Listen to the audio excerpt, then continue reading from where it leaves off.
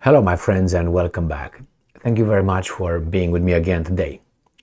It is so disgusting to watch people who, when they're winning, they're all generous and all friendly and all that. But when they're losing, they lose their virtue of, being, honorable, being classy in a defeat. That's when you're classy, when you fight adversity and you keep your frame. Not when everything is good, like a company that has a profit. All the, supervisors, owners, whatever they are, they're all like smile to you, remember your name somehow, and so on. When things are not, doing very great in the company or a country, you see their real themselves. In this case, Germany is a country that is very inclined to tell everybody that Germany is a free society, free country, loves free speech and democracy and all that. And therefore freedom, independence, personal independence, freedom, how you want to call it, liberty, all those things. But when the shit hits the roof or the whatever it is, the fan, then you find out the real face. When you're losing, then is the time to show your class, if you have any. What happened here? We have an article where we have the Germans being upset with the Chinese, but not with the Chinese. Actually, they are upset with their own former fighter pilots. Why? Because they train Chinese fighter pilots. And the Germans demand that that should stop. Freedom? No. Those are retired, but supposedly they're not allowed to train them.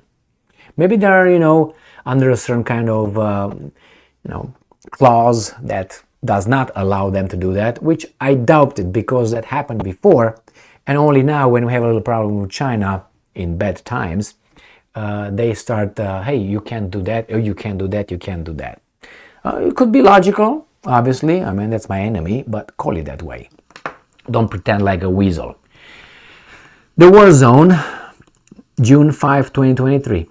Germany demands China stop using ex-Luftwaffe fighter pilots for training.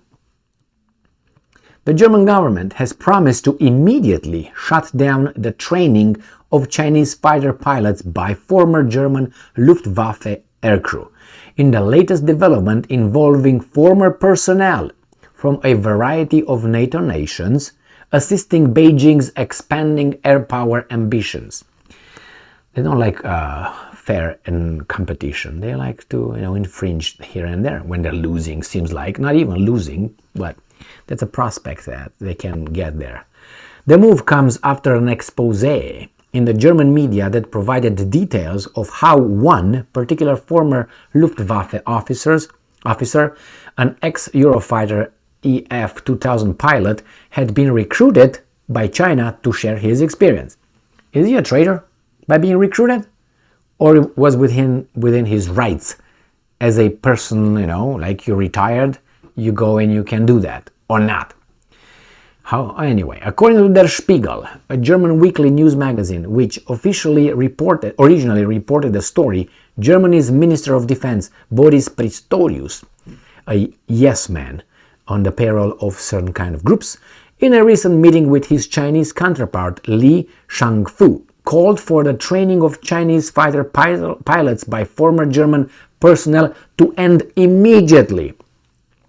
So Pistorius told Shangfu to stop it, demand it. It seems like in the title that's what they said.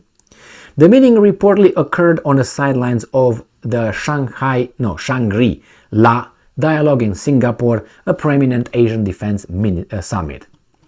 Furthermore, Pistorius apparently told Li Shangfu, and I'm quoting, that he would certainly not be amused, and I quote, if Germany were to attempt something similar to gain insight into Chinese military expertise.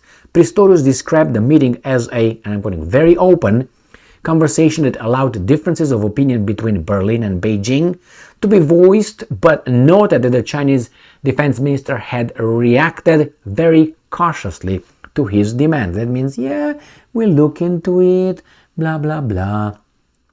Reportedly, Li Shangfu attempted to, and I'm quoting, relativize the importance of the former general personnel who, as far as is known, were recruited via legal channels.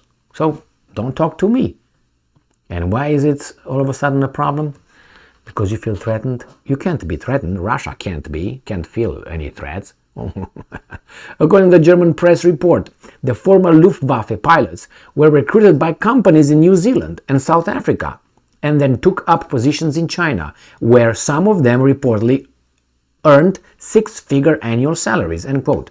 Not surprisingly, the revelations had led to harsh criticism from political opponents of Pistorius and his Social Democratic Party. So I haven't heard anything or read anything illegal about the whole transaction. So it seems like they are doing legally everything. The problem is the Germans don't like it and tell the Chinese to beat it. And the Chinese says, but why? But maybe down here is going to be revealed that it's illegal. But I think they would have jumped on that from the very start of this article. So it's about time, I'm quoting, it's about time that this naivety and German naivety come to an end. Is that how it is? Naivety? Marie Agnes Stark-Zimmermann, oh my god, another person who's on the payroll, another one, of the Free Democratic Party and the chairwoman, chairperson, how about that? No, okay, of Germany's Defense Committee told Der Spiegel, and I'm quoting, the fact that former Luftwaffe soldiers are training fighter jet pilots in China after their period of service is an outrage. Is it illegal? No, then shut up. We cannot accept that. Who's we? So what are you going to do? So, you see, we cannot accept that. Is it legal? Yes, but we don't like it. So we're going to make it illegal. That's how life works. What's that over there? I wonder what that is. All right. Strack-Zimmermann called for a clampdown on the rules governing... See, I don't like it. I'm going to make rules that are going to infringe that because I don't like it. We don't like it.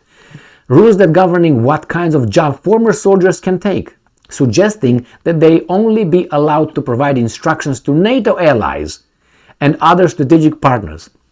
A similar response followed the revelation last year that pilots from the UK Royal Air Force had also been training the People's Liberation Army PLA under seemingly very similar arrangements, not illegal. Alright, so meanwhile, Green Party politician, chair of the German government's parliamentary oversight panel, described the situation, if confirmed, as an outrageous, scandalous, and problematic situation that presented an enormous security risk. Now, how about this? You're crying now, but how about this? If you are a patriotic German, you love your country because everything is good and your politicians are good and everything, you believe in Deutschland. And if Deutschland is a little bit of like a competitor with China, you would not do that if you have principles. You say, you know what, I can't train you, ich kann nicht, my government doesn't allow me that. And not only my government, my heart. But hey, since we are told here that, hey, money is green coming from him, her, doesn't matter. In this case, no. So you see, you wouldn't have dreamed about something like this, let's say, during, let's say, the Second World War, oh, I'm going to go over there, unless you to the enemies, unless you believed in that. Or you don't believe in what your country provides. I'm talking about the soul, the heart. So maybe Pistorius and Zimmermann should look in the mirror first and wonder how a Deutsche guy, would do that for money. You don't pay that person enough, and the shouldn't even be paid. That's why you see when I hear these guys, well, he served in the army, he's a hero or patriot. Yes, if he wouldn't have been paid. I am totally agree with that. If he's a hero, show me what he did. Great, you're a hero right here. Not every person who serves in the army should be called this and that. I mean, we know that in the history, in our civilization, a hero was the guy who did an heroic brave act. You didn't just sign up and get paid. No, when you went to defend your country, you did not get paid. Unless you were a Roman legionary and you get the spoils, right? And they got paid. They got paid as warriors. But on the other hand, when it was a war, you just show up. At least that's where I come from. You show up, you didn't get paid, you just defend your country. Here is not about defending a country. But what I'm trying to say is this.